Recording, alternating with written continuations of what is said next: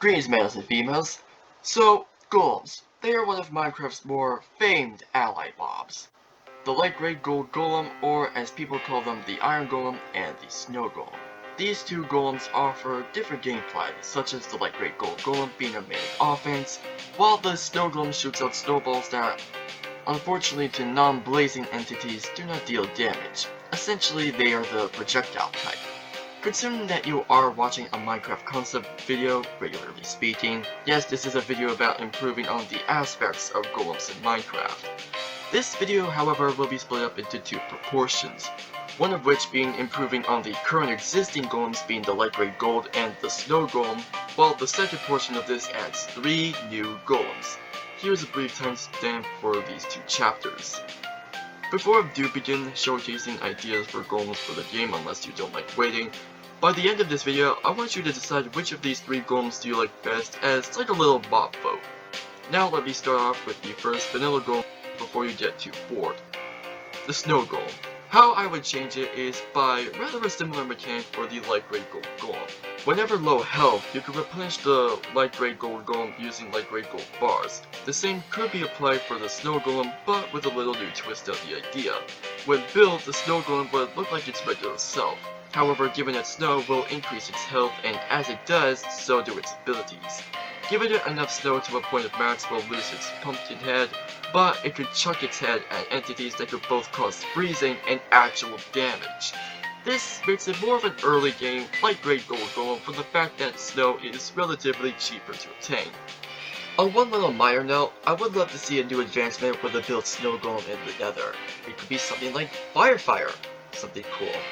The next little tweak for these golems is really just more of something for beginner players. For example, how would a new player expect to build a light gray gold and snow golem without looking up any tutorials unless they get very lucky?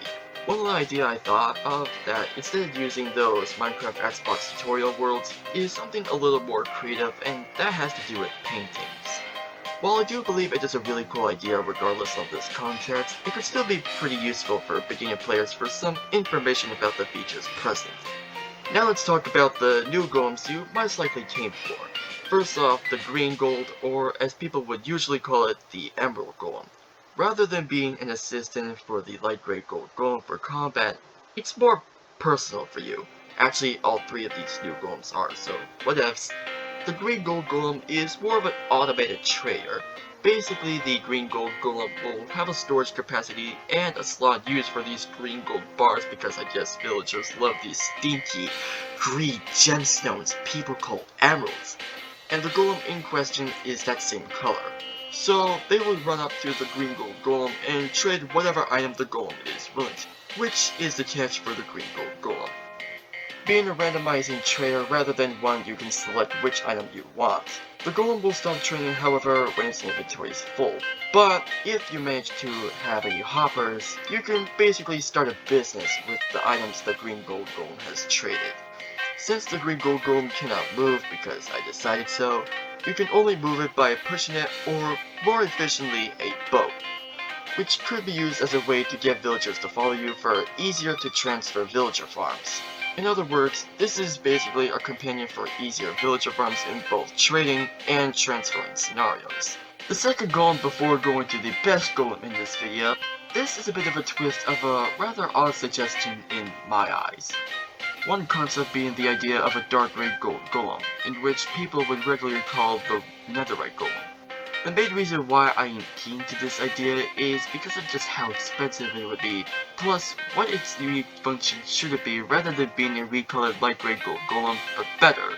One idea I thought of giving to this golem, rather than being made up of dark gray gold, is actually made up of the scrap of it. But GoldChris, ancient debris cannot be crafted, so how are we going to obtain such a vital item for this specific golem if we somehow accidentally smelt the ancient debris? Simple. Scrap block. Surround the dark gray gold scrap by a 4x4 to make it to a block and place it in the shape of a 3x2 rectangle, and voila! You have constructed rather what the people would call a netherite golem, the scrap golem. Having around the same health as Java Edition's Wither and the Warden, this ultimately would dub it the second toughest mob in the game. spanning at around 400 HP or 200 hearts. The twist for the Scrap Golem, rather than being an offensive, is more defensive, as it acts more like your personal body shield. The Scrap Golem will intervene in any hostile attacks, such as melee, projectile, and explosions, as a means to distract, as it's got your back. Literally. That's what the advancement will say with build. Another cool mechanic the Scrap Golem can perform is it can literally act as a wall. Forcing it to sit will basically act like a seemingly normal wall, until when it gets hit by a random entity or non-constructed player. The Scrap Golem, when hit in this state by one of these, will make an attempt to crush whoever or whatever it can until it gets back up again. When it performs this, however, it can deal surprisingly more damage than the light grade gold golem. Basically meaning if you use the Scrap Golem right, it can theoretically be more powerful than the light grade gold golem, as the Scrap Golem is accompanied with suffocation damage when it crushes its entity. The final golem on this list, which is the best one and likely what you came here to hear me brag about how epic it is compared to the previous two, the RealGoldChris. Which, the way it was constructed is a bit different than the average golem.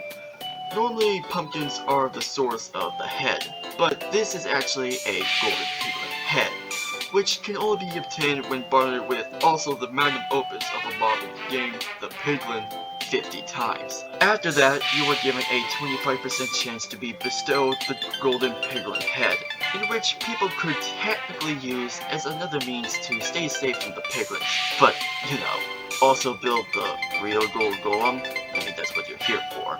The real gold golem, rather than being an automated trader or a personal meat shield, this one will make the people who hate gold their favorite.